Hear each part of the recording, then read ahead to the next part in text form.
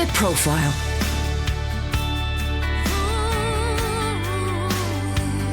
You're listening to Premier Christian Radio. Where faith comes to life. Hello and welcome to The Profile here on Premier Christian Radio with me, Rachel Matthews. This is the show where we look at a person's life, faith and testimony, and it's brought to you in association with the UK's leading Christian magazine, Premier Christianity. If you would like to receive a free copy of the latest issue, featuring interviews, features, news, reviews and more, then head to premierchristianity.com/free sample. My guest today is Stef Reid. Stef Reid is a Paralympic long jumper who competes for Great Britain. A 5-time world record holder, reigning world champion and triple Paralympic medalist in the long jump and the 200-metre sprint. Stef has an honours degree in biochemistry, and away from the track she works as a broadcaster, professional speaker, actor, model, and she was also a finalist on Celebrity MasterChef 2018. Stef's talent and passion for sport was spotted early, and at 12 she was already dreaming of playing rugby on the world stage. But at 15, Stef was involved in a boating accident.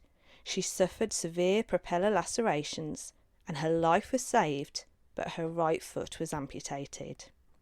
Stef has leaned into God throughout her journey, and like many in the Bible has had moments of anger, disbelief, questioning, amazement and glory. I met up with Stef at Loughborough University, where she's currently training for the Tokyo Olympics, and I asked her about when her love for sport began. I have loved sport for as long as I can remember. One of my very first, sporting memories was actually watching the Hawaii Ironman, and just I don't know what it was. I've always been a really active child. I just love, moving and running, and just that feeling of pushing yourself to physical exertion. I don't know, it's just really satisfying. And I was also really, really competitive. And I think a lot of people can misinterpret what competitive means, but for me, it was just about that challenge every day. I love learning. I've always had a lot of energy and I just always wanted an outlet, for that aggression, which, also as a girl, as a female, you don't always get. And for me, sport was just that release. I just loved it, and I played everything. So the school that I went to, actually it was great. We had a lot of offerings in terms of sport, and I would play everything, from cross country to basketball to tennis to football, volleyball. I just really enjoyed it. Just anything that you could do, but you had a particular heart for rugby, is that right? Yes. So when I was 12, I was introduced to rugby, and for me that was just I love it. I mean, there's just nothing better than running up and down a field covered in mud as you're training, and on the pitch when you're competing, and it really was the sport for me that showcased the fullness of my abilities. It was just a perfect fit for me. And I was a scrum half, and I just loved everything about it. And I thought, okay, this is it. I found the sport that I want to do. I want to excel in it. I want to play internationally. And I thought that was where my life was going to go. Goodness me, so those were really big dreams for that sport. It was, and I think I just liked the fact it was quite an unusual sport, for women to play, and it was a challenge. And running parallel with that, did you grow up with a faith in God? Did I grow up with a faith in God? Yes. I grew up with a knowledge of God. My family wasn't particularly religious. Faith wasn't a huge part of our life. We would go to church, and I think both my parents believed in God and something, but actually unusually we ended up going to a private Christian school. So a lot of what I knew and a lot of my faith influence actually came at school, and I knew the Bible really well. We studied that. memorize lots of scripture, but in terms of whether or not it really internalized, I wouldn't say it had. And part of that is just because I think it's a big commitment. And, as a child, things get simple. And as you get older, things get a lot more complicated. And your faith becomes a lot more nuanced, and you have more questions, and you face tougher situations. And I think it does take a degree of maturity to develop. And I hadn't quite reached that yet. So you knew about God. He was kind of in the background almost, although perhaps it hadn't become a personal, deep commitment to you, but God was definitely sort of around and with you. And then you were 14, were you, when you had an accident? Yeah, so actually I was 15, and well, it's funny. I said I wanted an adventure with rugby, and I definitely got an adventure, just not the one I wanted. And so I was actually up at a friend's cottage for... It was a bank holiday weekend, and their cottage happened to be on a beautiful lake north of Toronto, and they had a boat, and we spent much of the weekend on the boat, but also doing this really fun activity which it's called tubing. So basically you attach a rubber inner tube to the back of a powerboat, and it tows you, and you go flying across the water, and it's super fun, and you fall off. Occasionally the boat comes back, you get back on, you keep going. And it would have been on the Monday when my parents were coming back to get me later that afternoon, and we decided to go out one last morning, just because we wouldn't be able to do it again for a long time. And as usual, we was on the tube, and then I fell off, and I was waiting to get picked back up by the boat. But I knew something was not right that time. I could just tell, that boat is coming. It's coming way too fast. And I knew the driver, he doesn't see me.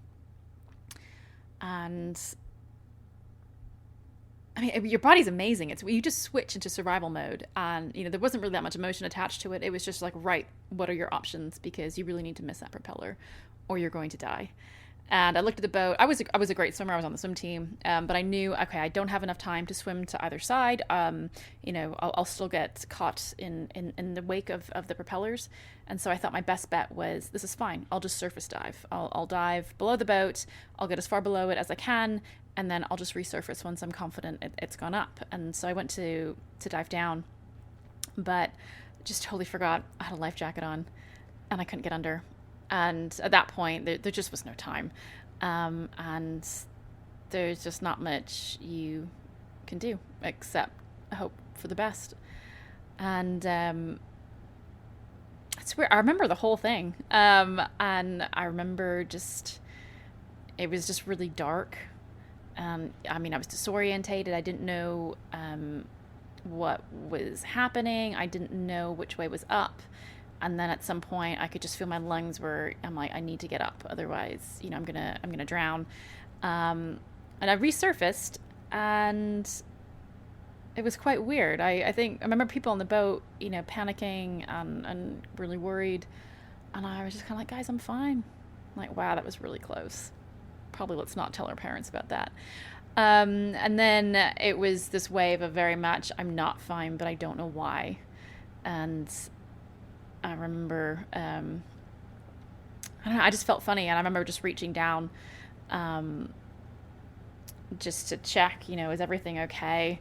And that's when I realized that I had big lacerations to my lower back, and I actually thought I'd been cut in half at that point, and that was when the shock kind of kicked in, and it was really scary because. But we were in the middle of nowhere, and even I knew this is a lot of blood. You need a blood transfusion, and they pulled me on the boat, and that was kind of when everyone saw the extent. And I remember trying to sit up, and somebody kept shoving my shoulder down. I was getting really annoyed, like I just want to sit up, but they just didn't want me to see what was going on. And I remember, eventually they got me into an ambulance, and that was, I could see in everyone's face this is not good. And that was when the possibility of death, really crossed my mind. And I remember, growing up as a teenager and kind of having this internal conversation with myself. Yes, God is there. Yeah, I'm kind of scared of him. Yeah, I'd kind of like to go to heaven. But equally, I'm really enjoying my life right now. I kind of want to do things my way.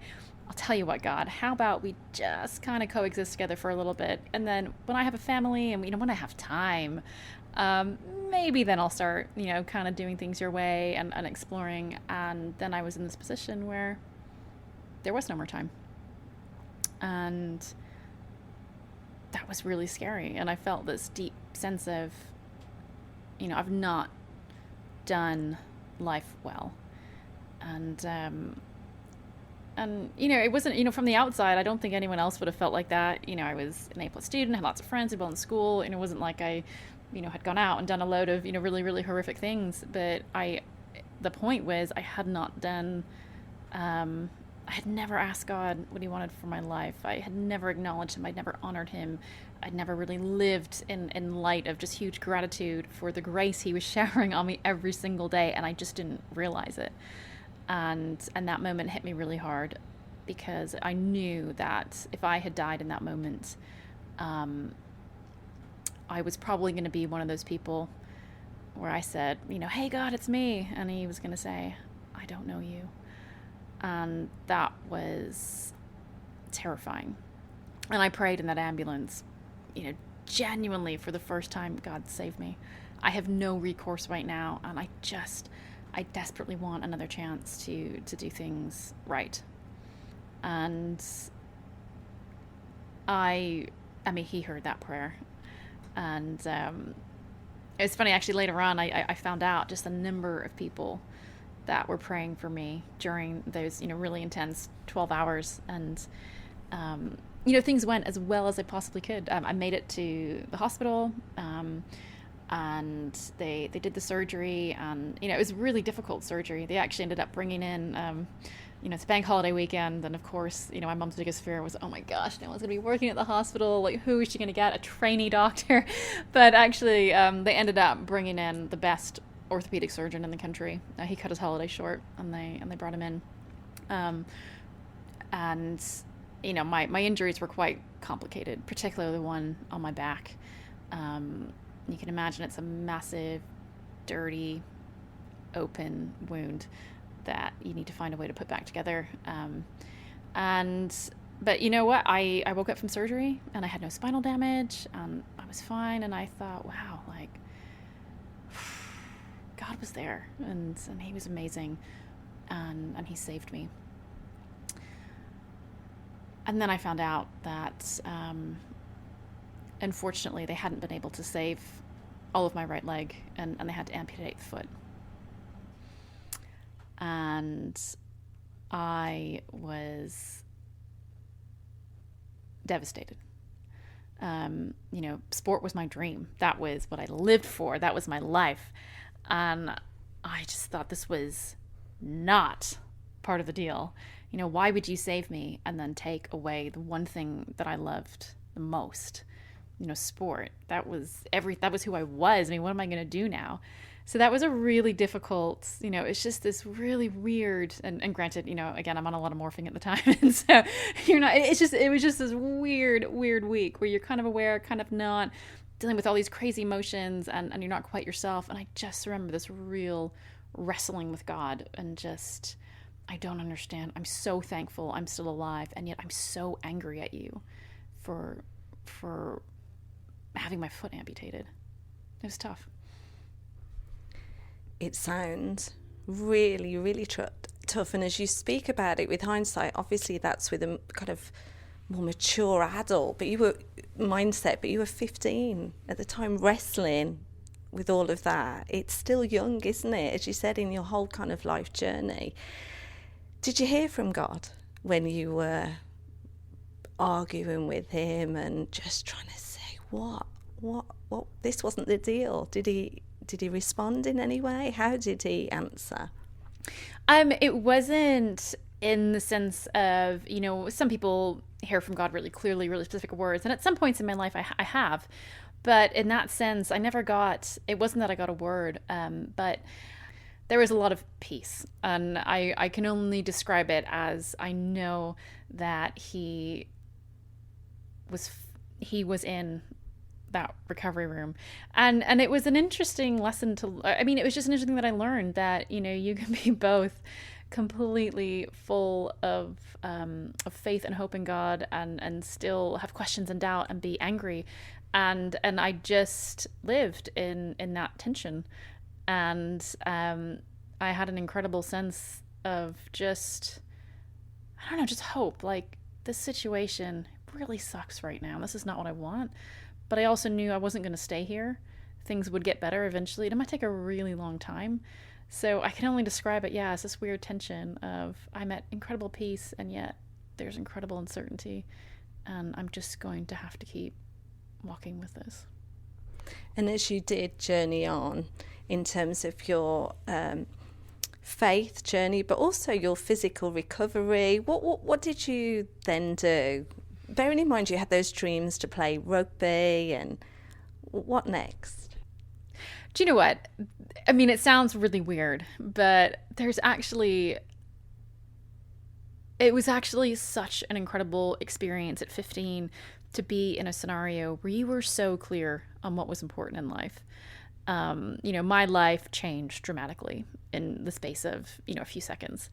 But the thing was, when something that dramatic happens, there's just this clarity. And, life was so simple. All I had to do at that point was I needed to get physically better, and I needed to learn to walk again. That was it. Everything else that stressed me out, fell away. I didn't care about grades, really, the things most teenage girls care about, that I gotta have the latest, whatever it is. It was just amazing to be totally freed from all of those worries. And because, just that change had been so dramatic, I knew, okay, look, my life is not going to look as it used to. There's no hope of it ever looking like that. So what do you have right now? How are you going to make the best of it? Let's go. And that was it. There was actually an incredible simplicity in it that sometimes I look back in life and I miss. And I think, that was, and again, it was a really, really hard part. There were, a lot of, kind of breakdowns and just temper tantrums and that sort of thing, because you're just trying to deal with these really huge emotions. So I'm definitely not trying to make out like this was a lot of fun, particularly for someone else who was going through a really tough time. But equally, there was a joy in the simplicity and just kind of those tiny little milestones, like, being able to learn to use crutches and get up and down stairs. And so, it was a strange time. And do you remember how your relationship with God was developing during that recovery time? Can you take your mind back at all? I think we were learning a lot. Well, he already knew me. I was learning a lot about him. And I think, sometimes we develop an image of God, and we almost make up this person that doesn't actually exist. And he was breaking down a lot of the things that I thought that I knew about him, and what I thought a Christian life, would be. And, just kind of realizing things like, being a Christian doesn't mean you're never going to face hardship. You don't get a free pass from that. And, it's something that is it takes all of you. And it's really slow. My goodness, sometimes God is so slow teaching lessons, and just realizing this is not going to happen in a day. This was an extensive 4 or 5 year process where, I started exploring my faith and started, like I say, realizing that there was, probably thousands of people that I didn't even know that were praying for me, just because of, friends at school who were praying and had prayer chains going. And it was also kind of, again, that spirit, or that sense of peace that I felt so palpably in my room. I wanted to know more about that, and just learning about the Holy Spirit and the different ways that, he can show up in life, and the different ways he speaks to people, and just really just starting to pay more attention. And so I think, a lot of it was just getting rid of some of those, I guess, really childish understandings of God. Oh, like he's Santa Claus, or he's a journey, or I'm going to pray and suddenly God's going to do exactly what I ask him to do. And you realize, no, like God is wild and he is untamed, but he's good. And realizing, I don't control him. I can speak to him. He will always, always be with me, but he will always stay slightly mysterious and wild. And that's a good thing, because actually, I think I'd be kind of bored with a God that I fully understood. You know what I mean? I'd be kind of disappointed. Like, really, is that it? And these are things I'm still learning about God. And sometimes it's weird. I'll go back and I'll just think, even in my day-to-day life now, something will happen that I didn't want to, and it could be really minor. And I'm just like, oh, this is so annoying.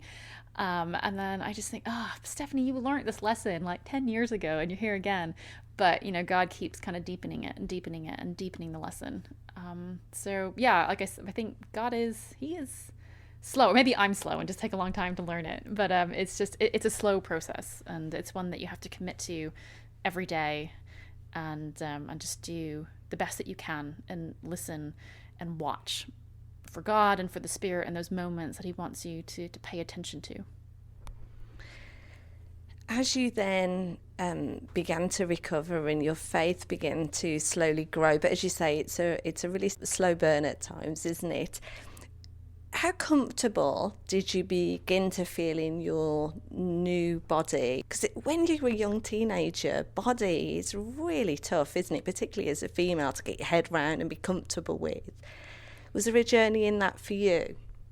Yeah, I think that was one of the toughest things. Just looking in the mirror and just not kind of seeing what you want to see. It took a really long time to accept this is how I was now going to look. And no, I didn't. You don't get an artificial leg right away, because when you have your foot amputated, so you're now, feet are amazing in terms of the skin on the bottom of them. It's different from anywhere else in your body, and that's because it has to deal with a lot of pressure. Your ankle, your foot, the way they distribute the pressure when you walk and when you run.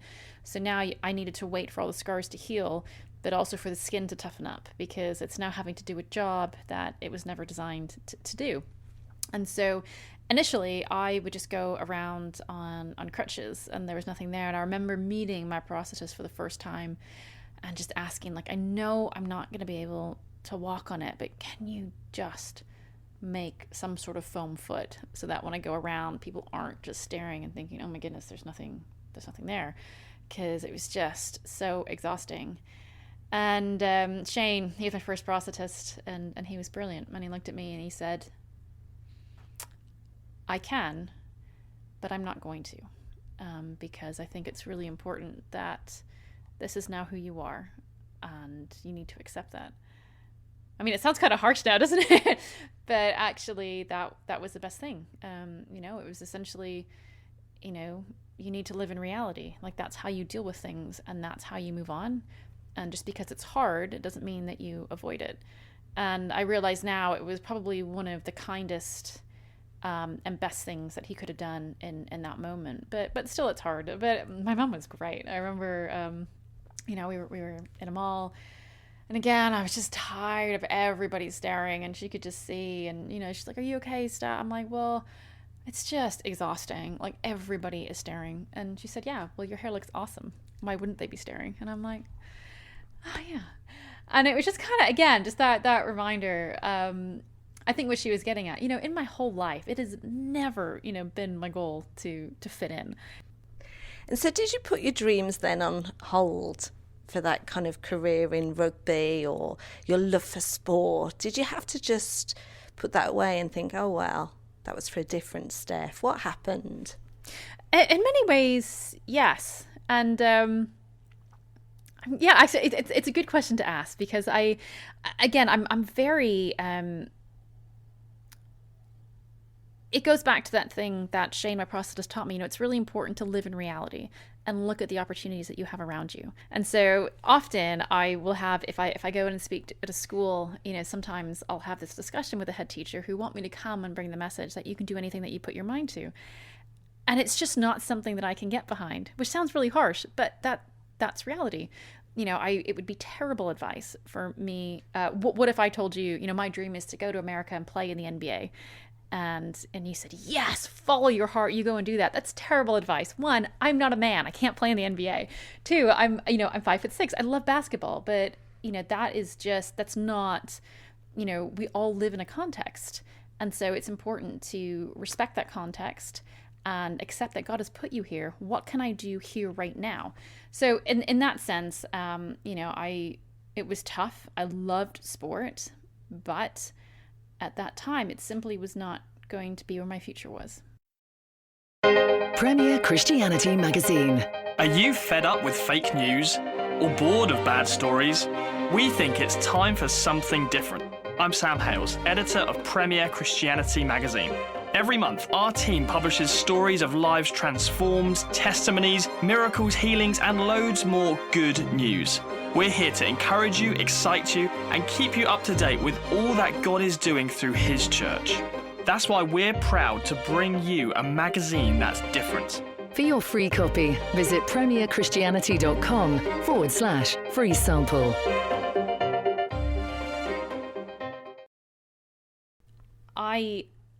I could have lost every limb on my body and I still would have been me. I'm the same person. I'm super determined. I'm competitive. I want to do my best.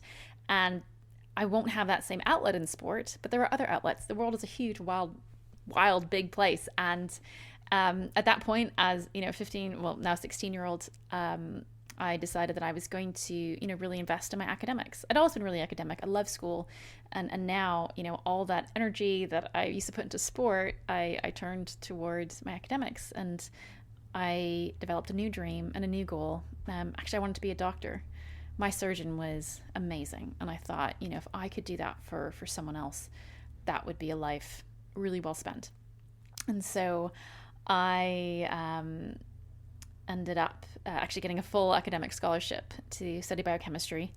And I was still in Canada at the time, and you have to do an undergraduate degree before you can apply for medical school. And that was a new plan. And things are going really well. I said I had the scholarship. I wrote my MCATs, which is the entrance exam to go to medical school. Did really well on those.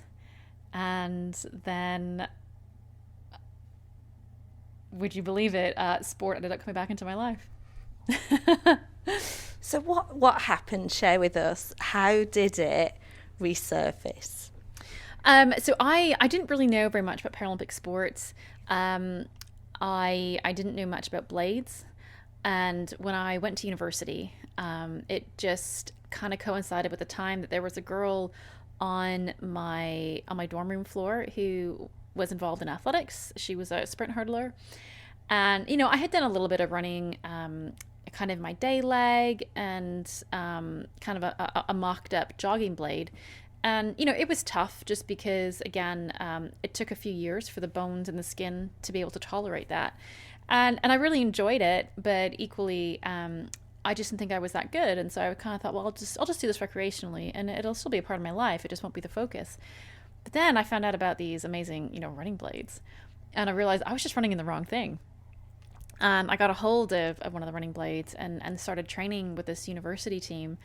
And, just kind of realized, I'm actually, I'm not bad. And just kind of kept progressing and training.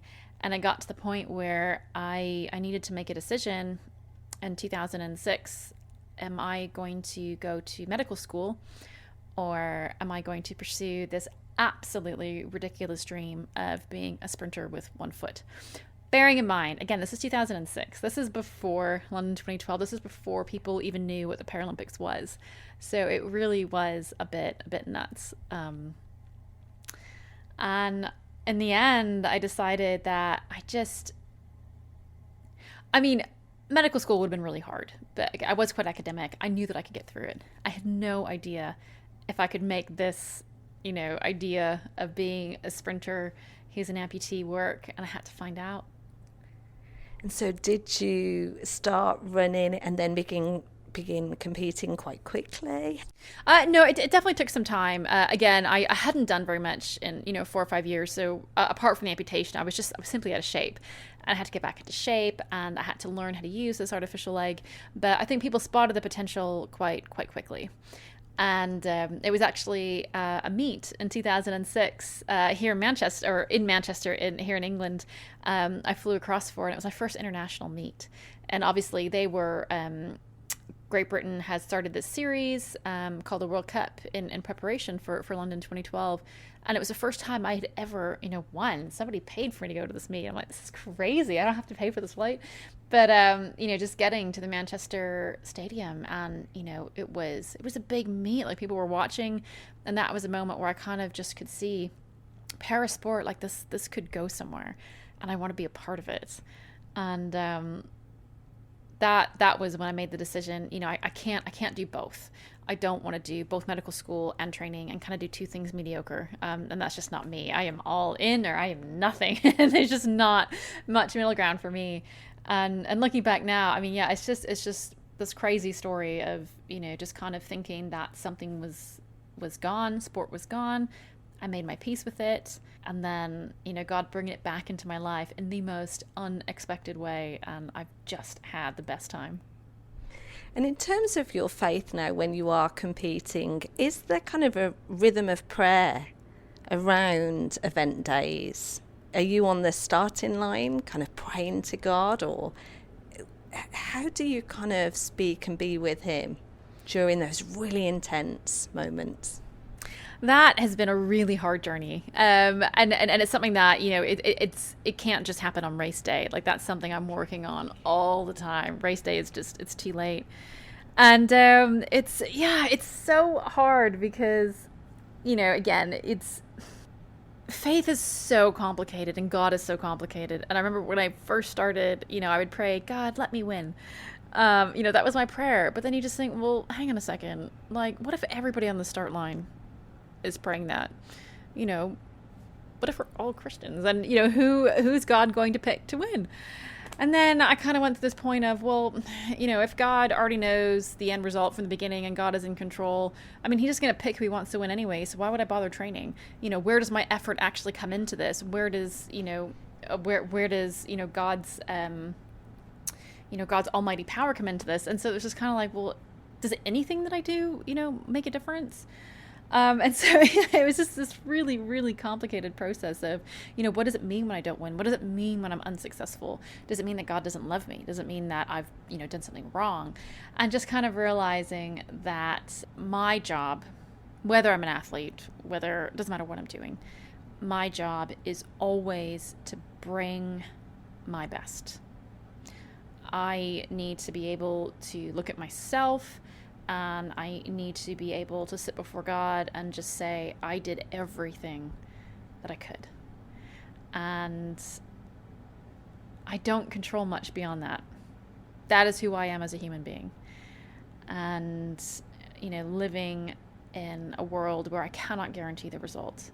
I might work unbelievably hard for these next 4 years, or I have been working hard for these 4 years up to Tokyo. And I might wake up with, a stomach bug and just not be able to compete that day. And what will that say about God? And what will my attitude towards that be? Will I still trust him? And I think that is the space where I need to get to, trusting that no matter what, no matter how it looks in this moment, I am getting God's best, even when it doesn't look like it. I think that's a journey for us all, isn't it? And it's so interesting, your journey to this point, that God has been with you, and that he saved you and healed you in a very unexpected but beautiful way, and yet we still grapple with it, don't we? And we still question him, and they're all massive questions. And I think it's so lovely how honest you are about the fact that we just don't have the full answers, and it is that faith, isn't it? Yeah, and I just think, yes, God very much cares about my sporting career, and he cares very much about my results and how I feel about them. I feel like he's used sport in this incredible way to reach me that nothing else could have. I have, just this really, really distinct memory of London 2012, actually, in particular. and I was running the 200 meters, and I was really nervous about it. But I knew, from a realistic standpoint, I probably wasn't going to be on the podium. And so I was really nervous before this race. And I remember being, when you get to the start line, you're kind of led through these tunnels underneath the stadium. And I heard, this was one of the times when I heard very distinctly from God. And he said, "Stephanie, I'm with you, and you are walking on holy ground right now." And I was just like, wow, like what does that mean? And before I'd actually sat with my friend James, who happened to be one of the chaplains at like an official one at London 2012, and we'd actually prayed before this race, and he'd received a message from God, and he just said, I need you to sit here just for 5 minutes, and I just want him to impress it upon you.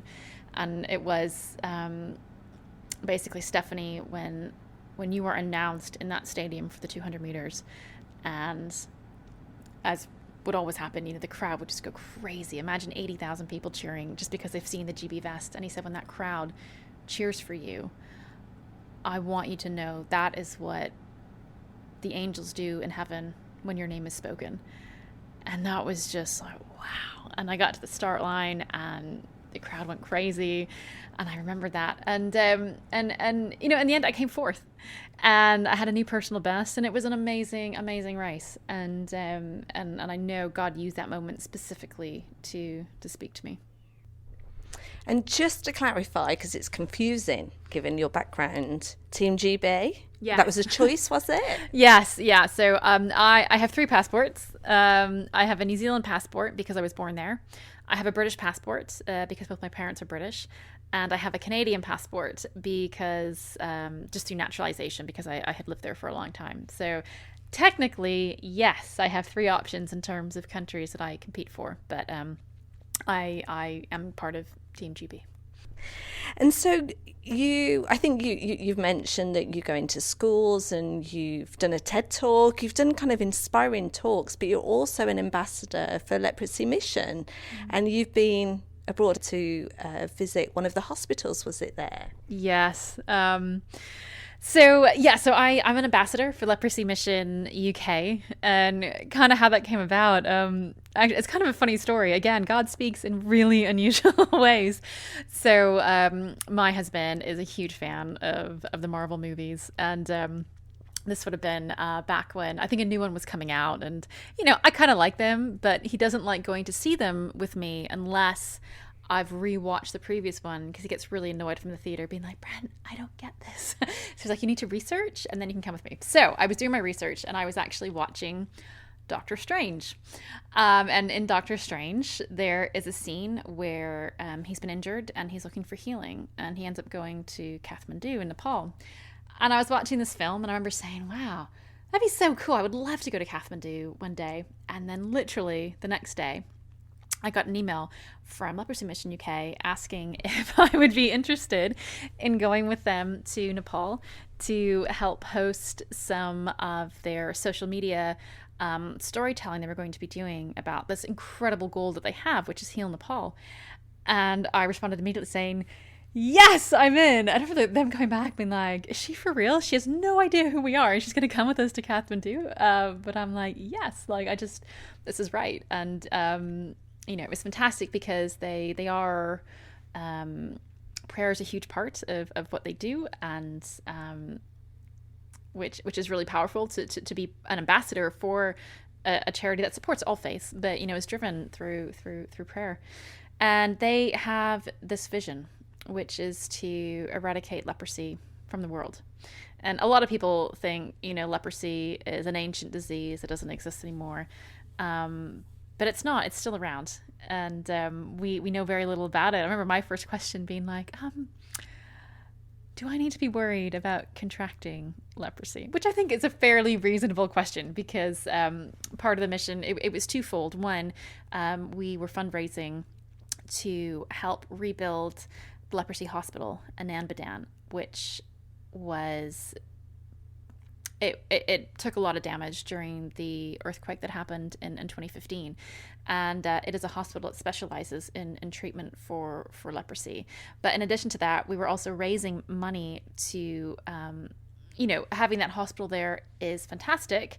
But the thing with leprosy is that if you catch it early enough, and you treat it, it is entirely treatable, entirely curable.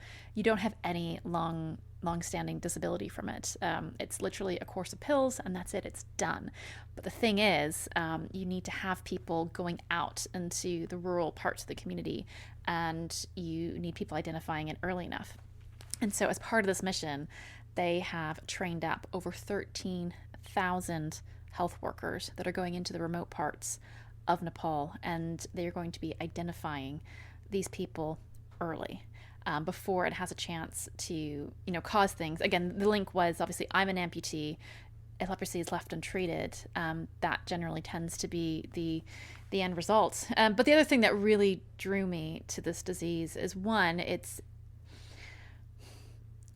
doesn't, and this is just my point of view, it doesn't seem to get the same kind of awareness or support that other illnesses would. Something like cancer, it doesn't discriminate. Anybody is susceptible to it, and so you tend to have a lot of support in the media or from celebrities. Leprosy, on the other hand, this is a disease of poverty.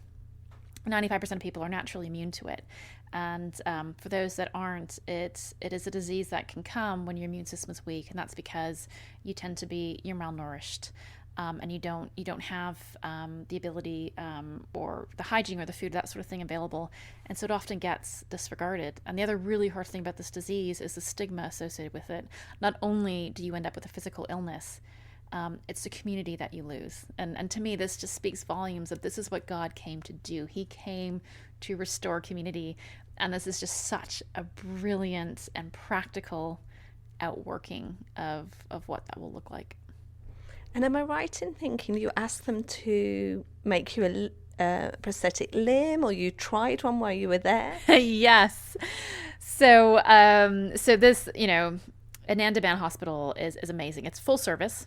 So not only will they'll do the surgery there if it's required, and not just amputation, not just surgery of amputation.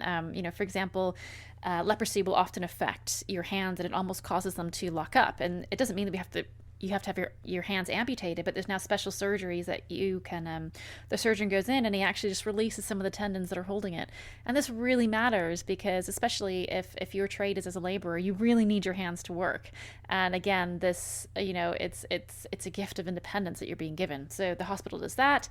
They do the recovery, they do the physiotherapy, and they make limbs for people who need them. And, I was kind of, to be honest, they asked if I would be up for having a limb made for me. And my initial reaction was, I'm not sure, because, I'm very fortunate. I have a lot of my running limbs, and my day leg is made by a fantastic private clinic. And so I just thought, okay, I'm going to go to this clinic that is on the side of a mountain. They don't have a lot of equipment. What am I supposed to say? It's going to be on film. I'd have to be honest. What if it's so uncomfortable I can't even walk in it? I'd have to be honest, and what else am I going to do? And they kind of, they just said, look, all we want is for you to be honest. And here's the thing, either the leg is not great, which is another reason why they need more funds so that they can do better, or the leg is amazing. And it's a beautiful story about how, you can still do a lot with minimal resources. So I said, okay, great, let's do that. And I was genuinely blown over. It was so good. And the interesting thing is so they actually, at Anandaban Hospital, they cast the same way that I'm casted in a private clinic. And again, so Richard, my prosthetist, he has always been a big fan of doing hand casting, because he believes that, making a prosthetic limb is not an exact science, because one, the limb changes, it's not the static thing. And so he wants to feel the bones. He wants to feel where the tissue is, the quality of the tissue, and he designs that leg to take that into account. And it's a very hands-on, probably a relatively low-tech way to do it. And amazingly, the guys at Anandaban do it the same way. And they probably were not, they didn't go through the same training that Richard does, but they've been doing this for 30 years. And it was this amazing story of his dad did it and he trained him. And I could tell instantaneously when he put his hands on my residual limb. He knew exactly what he was doing, exactly what he was feeling for. Also, bear in mind, they did this in 2 days. There were no test sockets. Usually, you'll have 2 or 3 test sockets just to put on and check and see that the fit is right. One go. And he also, again, this is amazing, he eyeballed the alignment. Because again, we did it with the exact materials they would use, which meant that right now I'm wearing what I would call, it's called a flex foot. It's a carbon foot. We used basically the equivalent of a wooden foot. And so you don't have the luxury of having these different adaptations and things you can adjust. So they made this limb one time, unbelievably comfortable. And I thought, well, I'm going to walk in this. And again, the way it's so incredible. Because again, remember, they are making limbs for people that legitimately live on top of mountains. And, you know, they are not walking across this lovely, neat pavement we see right now. I mean, they're walking across wilderness. That's who they are catering to.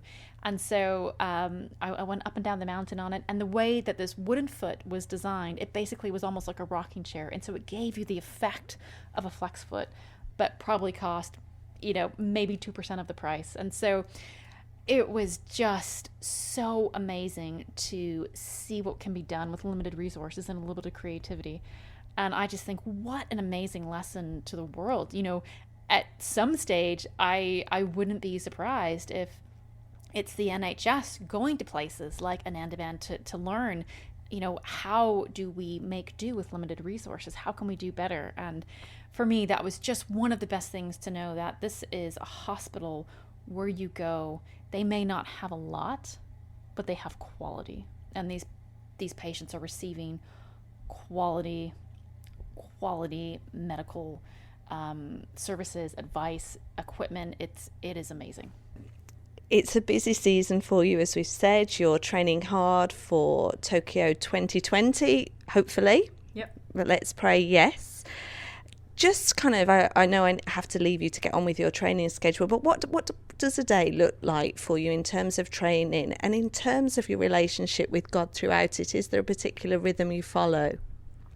Yes, I'm definitely someone that loves routine as much as possible, but just the nature of what I do in terms of the training, but also if things go as I would like, I love just doing my devotions in the morning. And, you know, it really ranges. So sometimes it's, I'm just really digging into scripture. Sometimes I am simply reading through books. Sometimes, you know, I will bring out some of my fancier studying tools, like my interlinear, and, you know, really, really diving into a practice. I actually find I really love academic study, and sometimes that blends into it.